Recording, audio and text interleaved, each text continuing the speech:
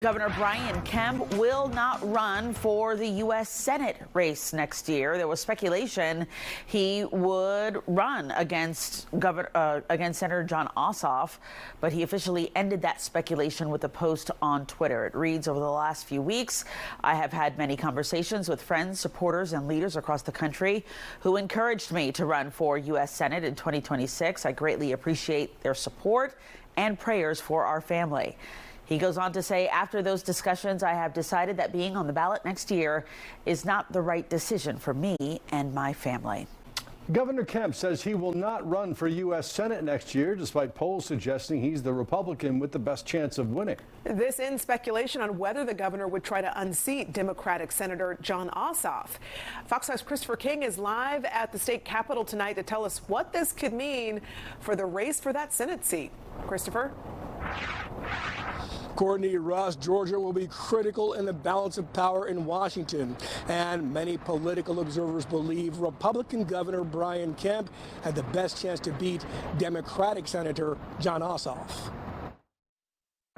Put Georgia on equal footing. A potentially seismic shakeup in the race for U.S. Senate here in Georgia. Governor Brian Kemp says he won't run against incumbent Senator Jon Ossoff in 2026. The governor on Monday issued a statement, quote, "I have decided that being on the ballot next year is not the right decision for me and my family." Governor Kemp definitely would have been a formidable candidate. The governor has been at the top of the GOP wish list to challenge Georgia's senior senator. All the polling showed that he would have definitely been a contender. Theron Johnson is a Democratic strategist and a panelist on Fox 5's The Georgia Gang. He says Governor Kemp's decision likely will mean a competitive GOP primary. It's going to be wide open. Everybody thinks Marjorie Taylor Greene is going to get in. She's made some noises like she's going to. I think Mike Collins is certainly thinking about it. Buddy Carter's been acting like a Senate candidate. Martha Zoller is a Republican strategist, a consultant for Attorney General Chris Carr in his bid for governor, as well as a panelist with the Georgia Gang. She says there will be internal jockeying in her party to try to take back a seat many see as vulnerable. Right now, behind the scenes, there's a lot of phone calls being made. There's a lot of people shoring up support. Now, Fox 5 called the governor's political team and the state Republican and Democratic parties. So far, none of them have gotten back to us. So why all this fuss over this particular race? Well, both Republicans and Democrats are viewing this as pivotal, as crucial for them, either taking back the House or the Senate or holding on to the Senate. We'll tell you more about that coming up at 11. We're live at the state capitol. Christopher King, Fox 5 News. Yeah, definitely a race that will be watched closely, not only here in Georgia, but across the country. Christopher, thanks. All eyes are also on the governor's race taking place in 2026. So who's running in that race so far? Well, last week, former Atlanta Mayor Keisha Lance Bottoms threw her hat in the ring, joining State Senator Jason Estevez on the Democratic side. On the Republican side, Attorney General Chris Carr said he's running last year. We expect Lieutenant Governor Burt Jones to make his official announcement in the coming weeks. And today's State Senate Democrat Josh McLaurin says he is going to run for lieutenant governor. He's the first candidate for that office so far. In a one-on-one interview, U.S. Representative Marjorie Taylor Greene tells Fox 5 she is considering a 2026 run against Democratic Senate incumbent Jon Ossoff. She talked this afternoon with Fox 5's Eric Perry, who is at the live desk with more details. Eric? Yeah, Christine, we initially started talking about a hearing she chairs regarding transgender athletes, but our conversation went into a little bit of everything from the possibility of her running next year. We even touched on the president's first 100 days. This is an issue that we have to continue to fight, and we will continue to defend women and girls in women's sports. We first talked with Georgia 14th District Congresswoman Marjorie Taylor Greene about a hearing Wednesday on transgender athletes. We're bringing in Stephanie Turner, the USA fencing athlete that became famous for taking a knee against a biological male that was competing against her in women's USA fencing. This is an important hearing today to continue to highlight the war against women as biological men continue to invade girls and women's sports. Taylor Greene says she is also considering a gubernatorial run next year and knows how important the 2026 elections will be for not just Georgia, but the country. There's rumblings that you might put your hat in the ring for a senator or a position here to run against Jon Ossoff. Any thoughts? Have you made a decision yet or anything like that here in Georgia? A Senate run is something that I am considering, and I'm thankful to have such overwhelming support all over the state of Georgia. This is also an issue that Senator Ossoff, he voted against the women's and girls sports bill.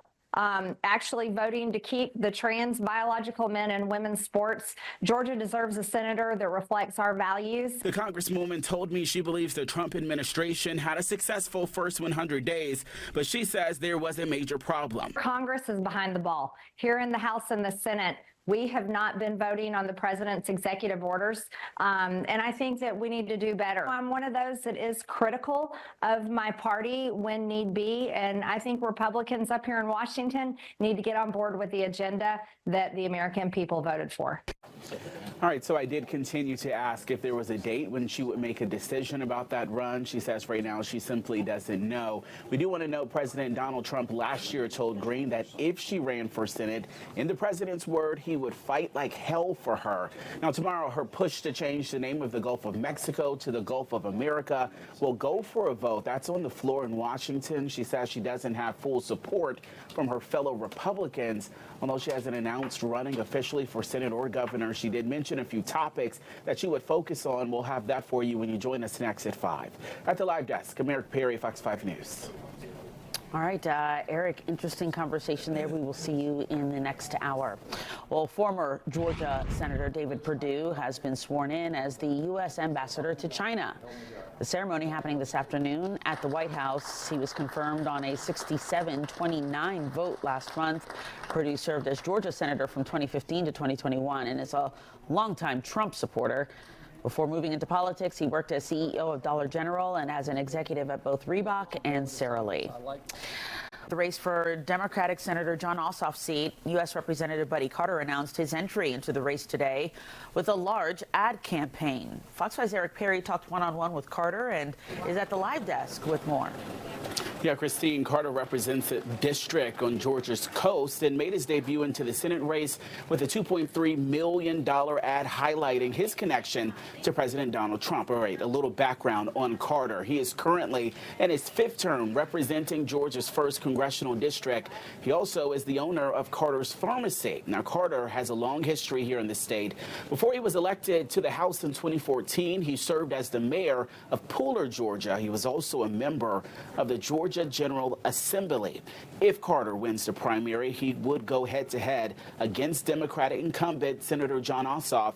I talked one-on-one with Representative Carter about his thoughts going into the 2026 race, which is sure to be widely watched.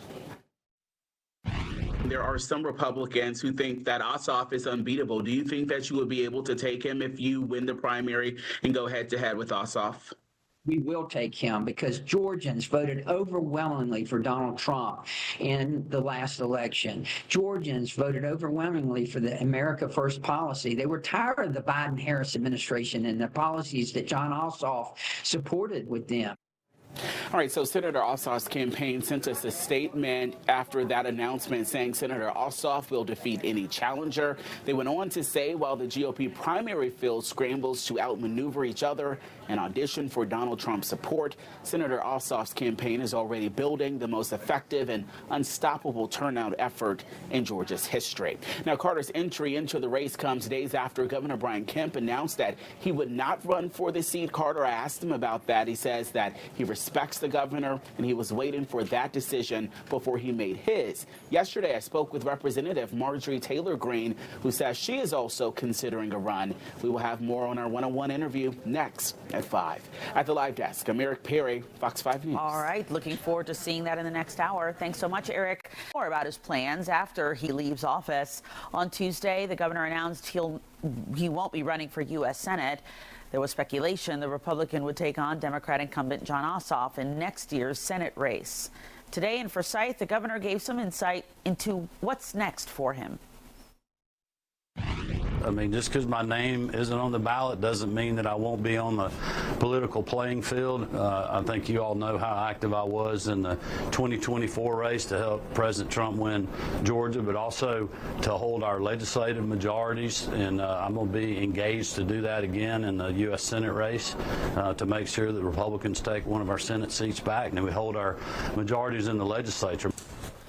Most observers considered Governor Kemp as the Republicans' best chance to flip the seat red. Today, the governor signed new legislation to help local farmers and timber producers impacted by Hurricane Helene.